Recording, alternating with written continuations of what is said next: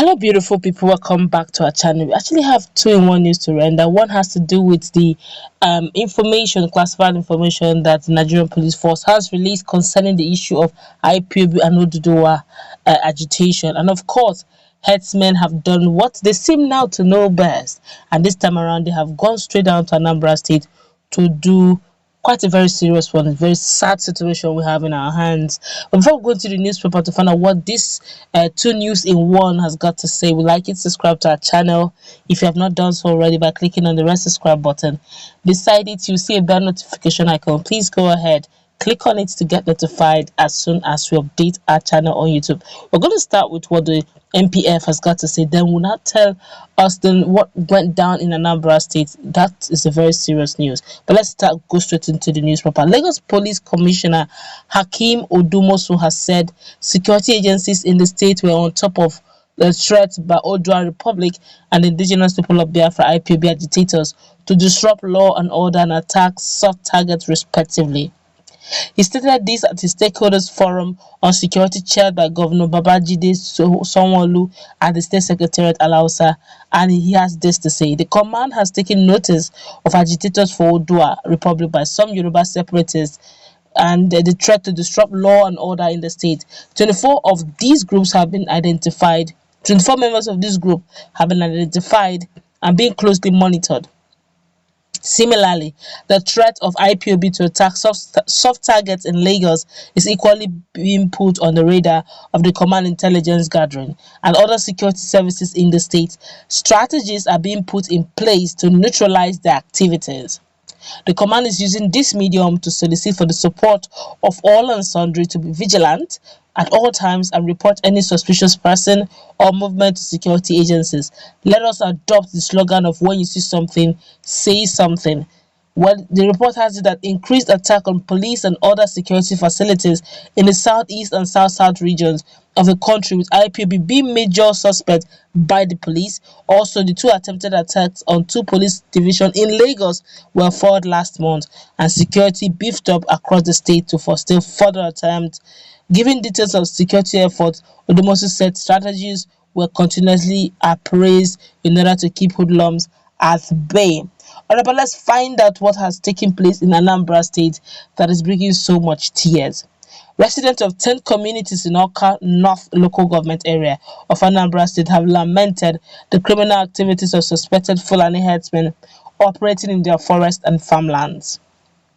They alleged that a number of their people have been kidnapped for ransom, some killed, even as others who managed to escape from their grip sustained varying degrees of gunshot injuries.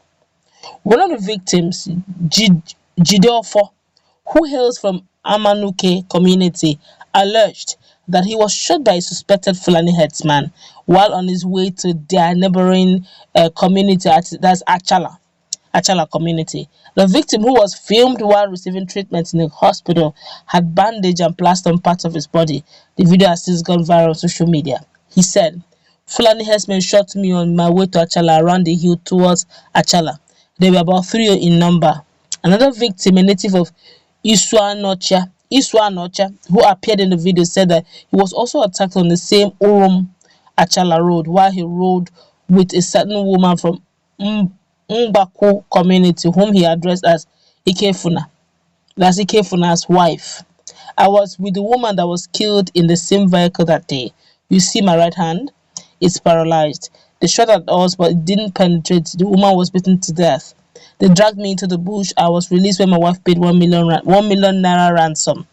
These were Fulani people. I was with them in the bush for 3 days. My hand was tied for 3 days, and as a result, paralysis set in. They killed a man from Achala at the same axis about 2 weeks ago. His people raided the bush to avenge his death, but the Fulani people ran away. An Awka man was shot in that axis too. It was also reported about the terrorization of other parts of the council area, that's especially Ubonne, Ubanu, Akuba, Ofemili, and Ebenebe communities where rice fields and other farmlands were destroyed by the herdsmen, and a woman from Ebonyi State raped to coma in Ebenebe. The police public relations officers, PPRO, and the state, that's DSP Kinga Tochukwu, said that the police were yet to get an official report from any of the victims or their relatives concerning the alleged incident. Ah, these are really troubling, honestly. We're actually in troubling times. Oh, this is so sad. But let's quickly feel the pulse of Nigerians. We're going to take a cross section, maybe like 3 or 4, very quickly. Response of Nigerians. Don't forget that the PPRO person, the police officer, said that they are yet to receive any formal report. Let's find out. Let's see what Nigerians are saying. This one here is saying police will never get official report of any incident of Fulani terrorist attack on communities in Anambra State.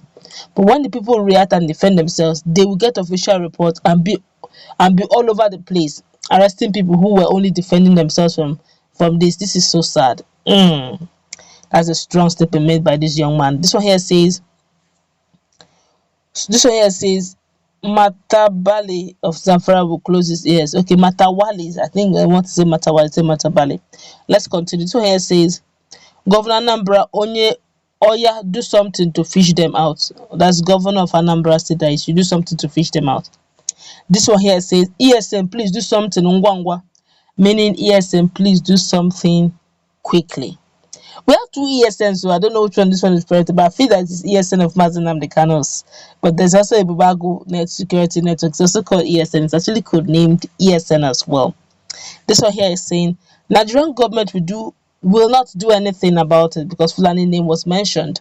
But people who are defending themselves from the Fulani terrorists, the Nigerian security forces, and will come after them. There's God, though. This one here is saying now all the northerners are quiet, but very soon they will hear from ESN, and if any northerner crash foul, Amadioha will strike. Alright, you have heard what Nigerians are saying. The challenge we are having right now, particularly when it comes to the issue of insecurity, it has to do with the fact that there seems to not be a balanced way of viewing things. Yes, if the same power, the same force, the same measure, the same exigency, the same speed as in expediting actions is what we use on all regions, regardless of the ethnic group, regardless of where they're from, Nigeria will never have gotten this bad. There shouldn't be any region or any ethnic group that should be more superior than the other. There shouldn't be any ethnic group that cries and the tears of or that shout or the tears of that group will so shake the whole nation that they will start running helter skelter. That's why we are getting so much agitation. Any country that wants to stay long and stay safe, take away corruption. Okay, take away corruption, make sure that discipline and integrity is the watchword. Equity, justice, fairness, all right, and honesty, integrity is what would take a country to a higher dimension, a higher level. Then you can now build on that, on maybe other things like economic growth and the rest. But other than this, that we've mentioned, we're actually not getting it. We're not making headway as a country. And until we get this right, we may actually be joking. But that's we're going to wrap it up. Let's be